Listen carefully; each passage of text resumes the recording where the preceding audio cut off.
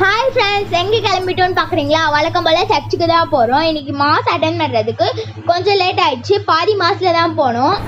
என்ன மாதா அம்மா அழகாக இருக்காங்கன்னு பார்க்குறீங்களா? ஏன்னா இந்த மந்த்து ஃபுல்லாக ஜபமாலா மாதாவோட நவநாள்.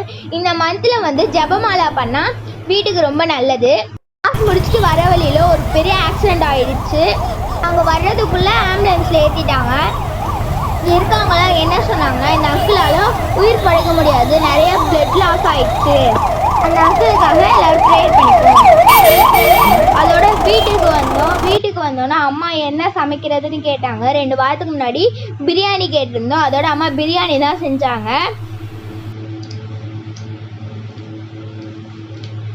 பிரியாணி எவ்வளோ உதிரியாக வந்திருக்க பாருங்க.